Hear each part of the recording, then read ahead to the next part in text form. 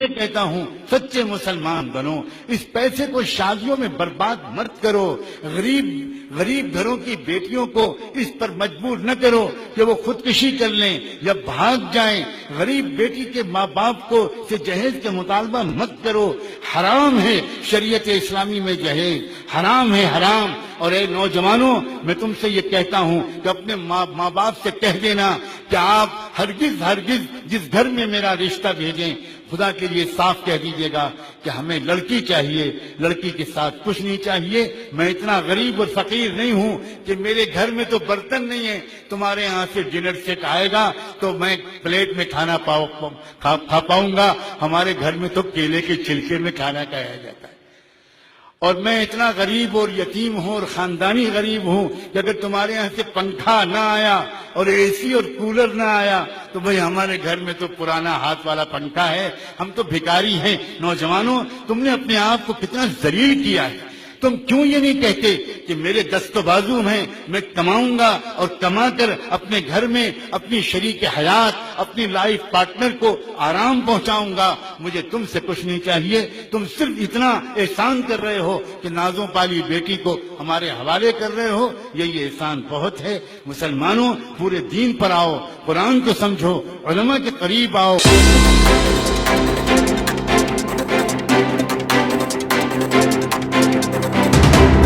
البتہ اس معاملے میں ہمارے ہاں جو ایک مغالطہ ہے وہ سمجھ لیجئے۔ حضرت فاطمہ کا جہیز رضی اللہ تعالی عنہ، اس جہیز کا لفظ وہاں پر استعمال کر کے جنہوں نے بھی کیا ہے، ظلم اٹھایا ہے امت کے اوپر۔ حضرت فاطمہ کے جہیز کی بنیاد پر اب لاکھوں روپے کا جہیز جو ہے، اور نہ معلوم کیا کچھ لاکھوں، کیا کار جا رہی ہے، یہ جا رہا ہے، وہ جا رہا ہے۔ ایک کروڑ پتی کے گھر سے نکل کر ایک دوسرے کروڑ پتی کے گھر میں جا رہی ہے تو کروڑوں لے کر جا رہی ہے۔ حضرت فاطمہ کے جہیز کی حقیقت کیا تھی یہ سمجھ لیجیے۔ جب شادی کا وقت آیا ہے تو حضور نے حضرت علی کو بلایا، پوچھا علی تمہارے پاس کچھ مہر دینے کے لیے کچھ پیسے ہیں؟ عرض کیا حضور میرے پاس کچھ نہیں ہے۔ پھر کہہ رہا ہوں میں، وہ فقراء صحابہ میں سے تھے، جیسے ابو الدرداء تھے، سلمان فارسی تھے، ابو ذر غفاری تھے، یہ فقراء صحابہ ہیں، درویش منش۔ حضور نے کہا تمہارے پاس وہ ایک زرہ ہوتی تھی؟ جی ہاں زرہ تو ہے، لیکن حضرت علی نے جواب کیوں دیا نفی میں کہ زرہ کوئی دولت تو نہیں ہے، وہ تو جہاد کے لیے ایک اسلحہ ہے۔ فرمایا جاؤ اسے بیچو یا گروی رکھو اور قرض لے کر آؤ، اس لیے کہ بہرحال مہر تو شرط ہے، مہر تو دینا۔ وہ گئے اپنی زرہ لے کر بازار میں، حضرت عثمان نے 30 درہم میں خرید لی۔ اور عجیب بات دیکھیے، چند دنوں کے بعد وہ ہدیتاً واپس کر دی۔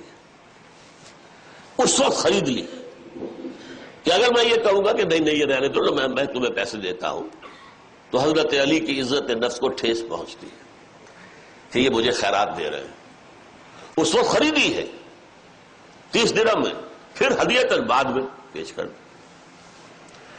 وہ پیسے لا کر حضرت علی نے رکھ دیے حضور کے سامنے، اس میں سے کچھ آپ نے اندر بھجوا دیے دلہن کو تیار کرنے کے لیے، کوئی اس کا اچھا لباس، کوئی خوشبو، کوئی چیز تو ہو، اور باقی سے وہ سامان بنایا۔ ایک گدا جس میں کھجور کی چھال بھری ہوئی ہے، 2 تکیے ان میں بھی کھجور کی چھال بھری ہوئی ہے، ایک مشکیزہ کنویں سے پانی تو لانا ہی ہے، ایک چکی، گندم میسر ہو یا جو پیسنے تو پڑیں گے روٹی کے لیے، 1-2 اور برتن۔ یہ اس پیسے سے بنایا گئی ہوئی چیزیں تھیں۔ حضور نے اپنی جیب سے 1 پیسے کی کوئی شے نہیں دی جسے جہیز کہہ سکتے۔ حضور ہی کی دوسری صاحبزادی کا نکاح ہوا ہے مدینہ منورہ میں، 2 نکاح تو آپ کی 2 بیٹیوں کے بچے میں ہو چکے تھے، حضرت فاطمہ اور ام کلثوم، ان کے نکاح مدینے میں ہوئے ہجرت کے بعد۔ ام کلثوم حضرت عثمان کے ہاں جا رہی تھی، وہاں بڑا گھر، ہر شے موجود، وہاں کسی جہیز کا ذکر نہیں ملتا۔ یہ کیسے ہو سکتا ہے کہ نبی اتنی بے انصافی کرتے کہ ایک بیٹی کو تو جہیز دیا دوسری کو نہیں دیا؟ کوئی ذکر کیوں نہیں ہے؟ وہاں سرے سے کوئی ضرورت تھی ہی نہیں، گھر میں ہر شے موجود ہے ضرورت کی، لہذا کسی جہیز کا ذکر